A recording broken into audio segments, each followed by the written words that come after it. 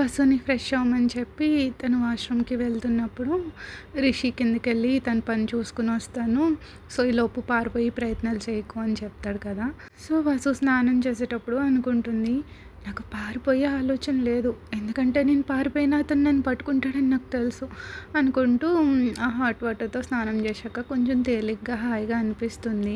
రిషి బయటికెళ్ళుంటాడు అనుకుని తను ఒక టవలేమో తలకి చుట్టుకొని, ఇంకొకటేమో తన ఒంటికి చుట్టుకొని తను క్లాస్ తీసుకోవడం కోసమని రూమ్ వైపుకి నడుస్తుంది. కానీ రిషి రూమ్‌లోనే సోఫా పైన ఒక కాలు మీద ఇంకొక కాలు వేసుకొని కూర్చొని ఉండడం చూసి ఒక్కసారిగా ఉలిక్కిపడుతుంది. రిషి వసుని చూడడు. సో, తన కళ్ళు తన ఫోన్ స్క్రీన్ మీదే ఉండడం గమనించి హమ్మయ్య! నన్ను చూడలేదులే అనుకుని నెమ్మదిగా తన సామాను దగ్గరికి వెళ్తుంది. క్లాత్స్ తీసుకొని మళ్ళీ వాష్‌రూమ్‌కి పారిపోదాం అన్నట్టుగా. కానీ తను అక్కడికెళ్ళేసరికి తన లగేజ్ అక్కడ ఉండదు. కింద కూర్చొని మంచం కింద అది చూస్తూ ఉంటుంది. తన సామాను ఎక్కడ కనిపించదు.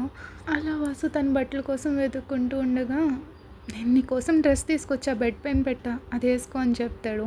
అంతే రిషి మాట విని వెంటనే వసు ఒక్కసారిగా ఫాస్ట్‌గా మెరుపు తీగలా వెళ్ళిపోతుంది కర్టెన్స్ వెనక్కి. ఓరి దేవుడా! ఈయనేంటి నాకు ఎవ్రీ మినిట్ షాకుల మీద షాకులు ఇస్తూనే ఉన్నాడు అనుకుని నా పైన కొంచెమైనా జాలి చూపించు అన్నట్టు ఆ కర్టెన్స్‌లో నుంచి రిషి వైపు తొంగి చూస్తుంది. మీరు కిందకెళ్తానని చెప్పారు కదా! మరి ఇంకా ఇక్కడే ఎందుకున్నారు అని అడుగుతుంది. నేనే మనసు మార్చుకున్నా. ఏమైనా ప్రాబ్లమా అని చెప్పి నాకు ఈ సీన్ చూడాలనిపించింది, అందుకే ఇక్కడే ఉండిపోయానని కొనుక్కుంటాడు. అది వసుకి అనిపిస్తుంది. ఏంటి ఏమన్నారు? నేను మిమ్మల్ని కొంతకాలంగా అబ్జర్వ్ చేస్తున్నా, మీరు నిజంగానే ఒక కామందుడిలా బిహేవ్ చేస్తున్నారు, నాకేం అర్థం కాదని అనుకుంటున్నారా అని కర్టెన్ల వెనుక నుంచి అరుస్తుంది. అని సోఫాలోంచి లేచి బెడ్ పైన ఉన్న డ్రెస్ పట్టుకుని వసు వైపుకి నడుచుకుంటూ వస్తాడు. రిషి తన దగ్గరికి అలా వస్తుంటే, హే అక్కడ ఆగు, దగ్గరకు వస్తే అరుస్తాను అని వసు అరుస్తున్నా సరే రిషి ఏం పట్టించుకోకుండా వసు దగ్గరికి వస్తూ ఉంటాడు. నా అరుపులు ఎవరు వింటారు కనుక, అందులోనే ఈయనకి పట్టనే పట్టవు అనుకుంటుంది. ఇదిగో వేసుకో అని రిషి కర్టెన్స్ అవతల సైడ్ నుంచి డ్రెస్ ముందరికి ఇస్తాడు. వసు ఏమో ఫేస్ ఇరిటేషన్గా పెట్టుకుని ఒక చేత్తో టవల్ని గట్టిగా పట్టుకుని ఇంకో చేత్తో రిషి చేతిలో ఉన్న డ్రెస్ తీసుకోబోతే రిషి మాత్రం వసు హ్యాండ్ పట్టుకుని వసుని తన దగ్గరికి లాక్కుంటాడు. అలా ఫోర్స్గా లాగేసరికి వసు వచ్చి రిషి మీద పడుతుంది. వెంటనే వసు షాకింగ్గా ఒక పెద్ద కళ్ళతో రిషి వైపు పైకి చూస్తూ ఉంటుంది. రిషి మాత్రం వసుని అలానే చూస్తూ, ఒకప్పుడు నీ బట్టల వెనుక నువ్వు దాస్తుంది కేవలం నీ హస్బెండ్ కోసమే అని చెప్పావు కదా, అప్పుడు నేను కేవలం కాగితాల మీద మాత్రమే నీ భర్తని, కానీ ఇప్పుడు సిచ్యుయేషన్ మారింది, ఇప్పుడు నేను నిజంగానే నీ భర్తని, మరి అలాంటప్పుడు నాకెందుకు చూపించకూడదు అనుకుంటున్నావు, నా నుంచి ఎందుకు దాక్కుంటున్నావు? రిషి అలా అంటుంటే వసుకి చాలా స్ట్రేంజ్గా అనిపిస్తుంది. కానీ ఎందుకో తెలియదు కానీ కళ్ళల్లోంచి కన్నీళ్ళు తిరిగిపోతాయి. కళ్ళు చెమ్మగిల్లేసరికి, అరే ఏడోకు, నేనేదో ఊరికే సరదా కన్నాను అంటూ రిషి వసు హ్యాండ్ని వదిలేసి కొంచెం దూరంగా వెళ్ళి, నాకు తెలుసు నువ్వు ప్రతి విషయంలో స్లో ఉంటావని, సో డోంట్ వరీ, నేనేం నీ సెల్ఫ్ రెస్పెక్ట్కి భంగం కలిగించే పని ఏది చేయనులే అని రిషి చెప్పేసరికి వసు ఏ క్షణమైనా ఏడ్ చేసే చిన్నపిల్లలాగా రిషి వైపు చూస్తూ ఉంటుంది. ఎందుకో తెలియదు కానీ రిషి కళ్ళలోకి అలా చూస్తూ ఉండిపోతుంది. రిషి కూడా అలాగే వసు కళ్ళలోకి చూస్తూ ఉంటే వసు తన కళ్ళని మళ్ళించలేకపోతుంది. అప్పుడే డోర్ బెల్ మోగుతుంది అనమాట. దాంతో వాళ్ళిద్దరూ ఒకరి చూపు ఒకరు పక్కకు తిప్పుకుంటారు. ఆ తర్వాత వసు చేతిలో వసుకి డ్రెస్ పెట్టేసి తనని డ్రెస్సింగ్ రూమ్ వైపుకి తిప్పి వెళ్ళి రెడీ అవ్వు అని చెప్తాడు. ఆ తర్వాత వసు తను రెడీ అయిపోయి బయటకు వచ్చేసరికి ఆల్రెడీ టేబుల్ పైన డిన్నర్ రెడీగా ఉంటుంది. వసుని చైర్లో కూర్చోబెట్టి తనకి ప్లేట్ పెట్టి వడ్డిస్తూ ఉంటాడు. నాకు ఆకలిగా లేదు అని మొహం తిప్పుకుంటుంది. నువ్వు ఫుడ్ విషయంలో మళ్ళీ గొడవ చేయకు. ఆఫ్టర్నూన్ మనం పబ్లిక్లో ఉన్నాం కాబట్టి నేనేం అనలేకపోయాను, కానీ ఇప్పుడు మనం రూమ్లో ఉన్నాం. సర్లే నీ ఇష్టం, నీకు ఇష్టం ఉంటే తిను, కానీ నాకైతే ఆకలిగా ఉంది కాబట్టి నేను తినేస్తా అని చెప్పి రిషి వెళ్ళి కూర్చొని తన ప్లేట్లో అన్నం వడ్డించుకుని తన ముందే తినడం స్టార్ట్ చేస్తాడు. ఫస్ట్ అలాగే రిషి ప్రతి మూమెంట్ని అబ్జర్వ్ చేస్తుంది. రిషి భోంచేసిన వెంటనే బెడ్ పైన పడిపోయి కళ్ళు మూసుకుంటాడు. ఎందుకు అలా చిన్నపిల్లల్లా బిహేవ్ చేస్తున్నారు అని వసు అరుస్తుంది. ఎవరు పిల్లల్లా బిహేవ్ చేస్తున్నారు? నేనా? ఒకసారి వెళ్ళి అద్దంలో చూసుకో, ఎవరి పిల్లాడో నీకే అర్థమవుతుంది అంటూ కళ్ళు తెరవకుండానే రిషి కూడా అరుస్తూ అంటాడు. సరే చూద్దాం ఎవరు గెలుస్తారా అంటూ వసు కూడా లేచి తను కూడా బెడ్ పైన రిషి పక్కన పడుకుంటుంది. ఆ ఆ బెడ్స్ చాలా పెద్దది ఉండడం వల్ల వాళ్ళిద్దరి మధ్యన గ్యాప్ కూడా ఎక్కువగానే ఉంటుంది. ఇద్దరూ పడుకోరు. వసు కూడా అబ్జర్వ్ చేస్తుంది. రిషి కూడా పడుకోలేదని తనకి తెలుసు. ఎందుకంటే అప్పుడప్పుడు రిషి దొంగచాటుగా వసు వైపు చూడడం వసు గమనిస్తుంది. ఒకరి మీద ఒకరు పట్టుదలతో అలాగే ఉంటారు. ఎవరు నిద్రపోరు. నైట్ 11 అయిపోతుంది. వసు ఏమో అనవసరమైన పట్టుదలకు పోయాను, ఇప్పుడు ఆకలేస్తుంది, ఏం చేయను అనుకుంటుంది. కడుపులోనేమో పేగలు అరుస్తూ ఉంటాయి. సో రిషి నిద్రపోయాడా లేదా అని చెక్ చేసుకుంటుంది. రిషి నిద్రపోతే వెళ్ళి తినేద్దాము అని. సో రిషి నిద్రపోయాడు అని కన్ఫర్మ్ చేసుకున్నాక వెళ్ళి ఇంకా కూర్చుంటుంది. సరే చల్లారిపోయినా ఏం పర్వాలేదు, కడుపులో అయితే ఎలుకలు పరిగెట్టేస్తున్నాయి అని వసు పెట్టుకుని కరెక్ట్గా కలుపుకొని తినబోతూ ఉండగా తన వెనక నుండి ఒక చెయ్యి వచ్చి వసు హ్యాండ్ని పట్టుకుంటుంది. ఈ మొండితనం అయిపోయిందా? అయిపోతే దీన్ని తినుకు, నేను వేరేది ఏదైనా ఆర్డర్ చేస్తాను అని చెప్పి వసు హ్యాండ్లో ఉన్న ప్లేట్ తీసి పక్కన పెట్టేస్తాడు.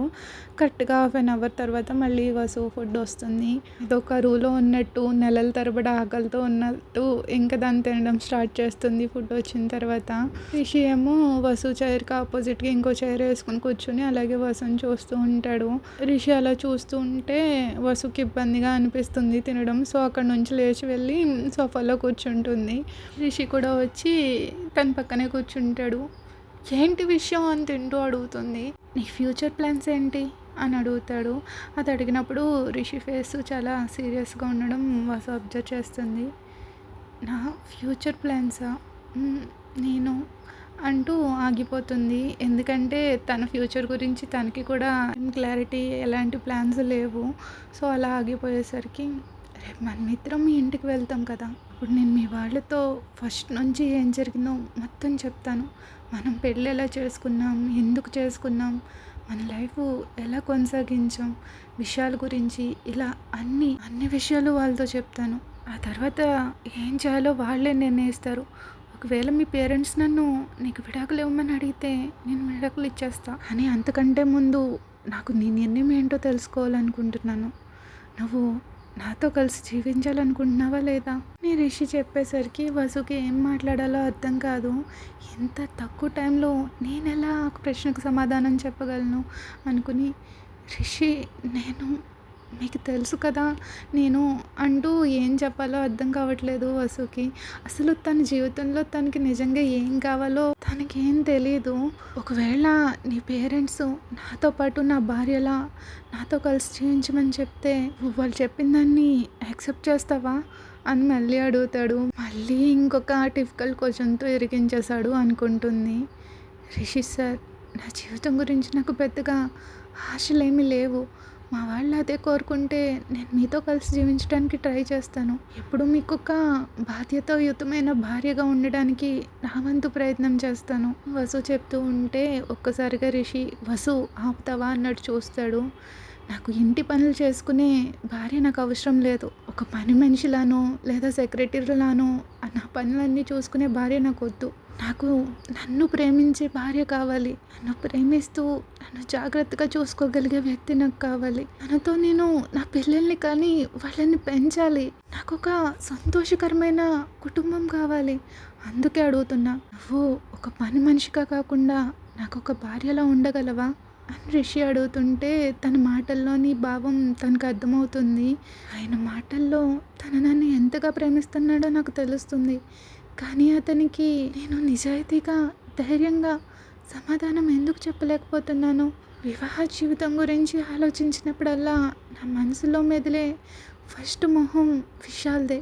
ఈ విషయాన్ని తనకు అర్థమయ్యేలా ఎలా చెప్పాలి? నీ వసు తన ఆలోచనలో ఉండగా రిషి వసు అంటూ ఒక ఆశగా చూస్తాడు. ఆశతో నిండిన కళ్ళతో.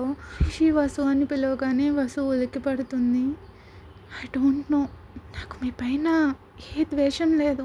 నిజానికి మీరంటే నాకు చాలా ఇష్టం రిషి సార్. కానీ అది మీరు అనుకునేటటువంటి అలాంటి ఇష్టం కాదు. నాకు మీపై ఉన్న ఈ రకమైన ఇష్టంతో నేను మీరు కోరుకున్నట్లుగా ఒక మంచిగా భార్యగా ఉండగలనని మీరు అనుకుంటున్నారా అని వసు అడుగుతుంటే, విశాల్ వల్లేనా అంటూ సీరియస్గా అడుగుతాడు. సార్, విశాల ఆ విషయం నాకు ముగిసిపోయిన చాప్టర్ కానీ అని వసు ఆగిపోయేసరికి, దాని ఎఫెక్ట్ ఇంకా నీ పైన ఉందన్నమాట. అంతే కదా? రిషి అడిగేసరికి వసు మౌనంగా అలాగ రిషి కళ్ళలోకి చూస్తూ ఉండిపోతుంది. Okay, I got my answer అని చెప్పేసి ఇంకా తిరిగి బెడ్ పైకి వెళ్ళి పడుకుంటాడు. వసు సమాధానంతో రిషి హ్యాపీగా లేడని వసుకు అర్థమవుతుంది. నేను ఎందుకు ఇలా ఉన్నాను అని తన మనసులో నిండిపోయిన ఫ్రస్ట్రేషన్తో తల పట్టుకుంటుంది. రేపు ఇంట్లో ఈ విషయాలన్నీ తెలిస్తే వాళ్ళు ఎలా రియాక్ట్ అవుతారు, అమ్మా నాన్నలకి నా మొహం ఎలా చూపించగలను అనుకుంటూ చేయి కడిగేసుకుని అదే ఆలోచనలతో సైలెంట్గా వెళ్ళి తను కూడా రిషి పక్కనే పడుకుంటుంది. నాకు ఇతని పైన ఎలాంటి ద్వేషం లేదు, అలా అని ప్రేమ కూడా లేదు. మరి నా గుండెల్లో అతని పట్ల ఉన్న ఈ ఫీలింగ్ ఏంటి? తను ఏమీ చెప్పకుండా అలా లేచి వెళ్ళిపోయినప్పుడు నాకెందుకు బాధ కలిగింది? తను అలా తన వీపు చూపిస్తూ అలా వెళ్ళిపోతూ ఉంటే ఎందుకు గుండె పట్టేసినట్టు అనిపించింది? నాకెందుకు ఒంటరిదల్లా అనిపించింది? నేను రిషి సార్ని తిరిగి ఇక్కడ చూసే వరకు కూడా ఈ ఒంటరితనం గురించి నేను ఎప్పుడు పట్టించుకోలేదు. కానీ ఇప్పుడు ఆ ఒంటరితనం గురించి ఆలోచిస్తుంటే నాలో ఒక భయం మొదలైంది. ఒకవేళ రేపు మొత్తం తెలిసాక అమ్మా నాన్న తనతో విడాకులు ఇప్పించాలని అనుకుంటే అతను తిరిగి ఢిల్లీకి వెళ్ళిపోతాడు. అప్పుడు నేను ఒంటరిగా మిగిలిపోతాను. కానీ ఇది ప్రేమ కాదు కదా, ఈ భావన ఏంటి? నా మనసులో ఉన్న ఈ ఫీలింగ్స్ ఏంటి? ప్లీజ్ రిషి అంటూ రిషి వైపు తిరిగి ఇలా అనుకుంటుంది. నా సమస్యను పరిష్కరించు, దీనికోసం నాకు సమాధానం దొరకడం లేదు అని అనుకుంటుంది. Okay friends, that's it for today episode. మీకు ఈ ఎపిసోడ్ నచ్చితే లైక్ చేయడం మర్చిపోకండి. ప్లీజ్ లైక్ చేసి subscribe. Thank you for listening. Bye bye.